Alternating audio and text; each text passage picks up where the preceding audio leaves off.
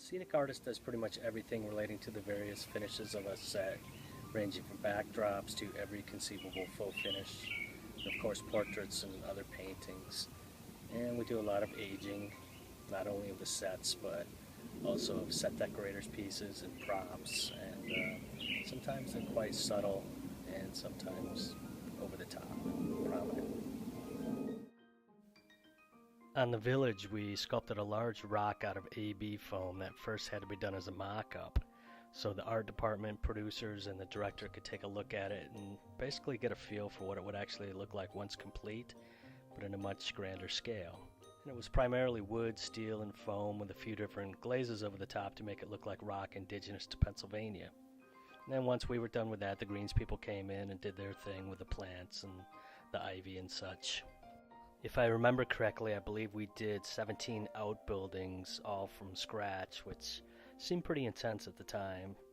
A lot of them were only shells and facades, but there were a few that were pretty much complete interior-wise, including the main characters' houses, which were played by Sigourney Weaver and William Hurt.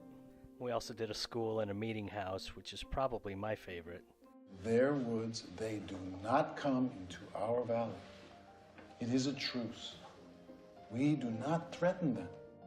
All of the stonework on the exterior of the buildings is plaster skins, which is roughly 4x8 sheets of cast stone with burlap intertwined to give it some structure so it can be applied using heavy-duty staplers. And then the scenic artists go back in and they tie everything together and give it a uniform, more cohesive look.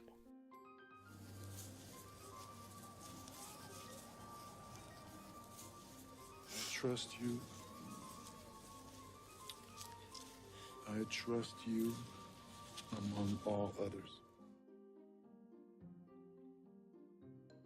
All right, and 3, 2, 1, action!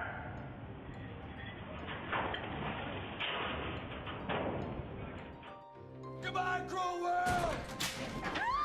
Here they come! Probably one of the most fun productions I worked on was a period piece called Leatherheads, set in the 1920s about the startup of the National Football League, and it was filmed primarily in the Carolinas. We did a lot of old-timey football stadiums and a small but great set of a coal mine that was erected on a hill in Greensville, South Carolina. It was used in basically two scenes, when the team folded and then later when it was resurrected.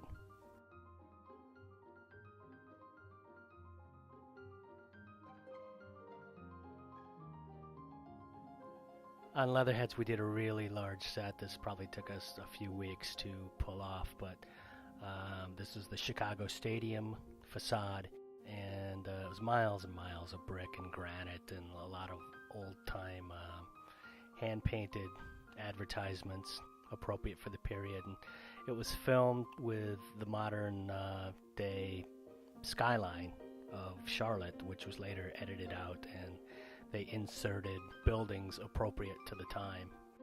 Hauser is lined up for the kick. The snap is down, and the kick is good. Well, it only took 6 minutes into the first quarter.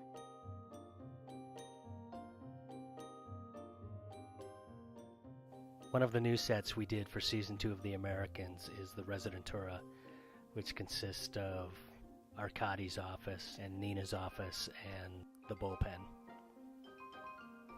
One of the pieces that we had to produce was a 15-foot propeller, which was a little tricky due to the time constraints, but in the end it turned out all right.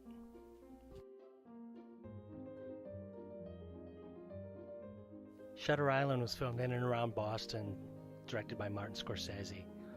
And we were doing a scene where Leonardo DiCaprio looks down from on top of the rocks and sees a body, or so he thinks. And the rat wranglers came in and they were doing their thing and trying to train the rats into doing whatever they were going to do, and kind of creeped us out.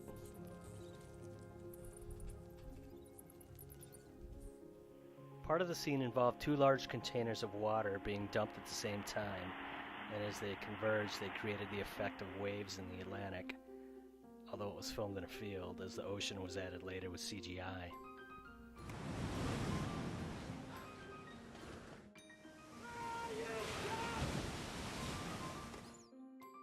Although this is only a small representation of what it entails to be a scenic artist in an ever-changing landscape, one thing remains certain. It's always exciting.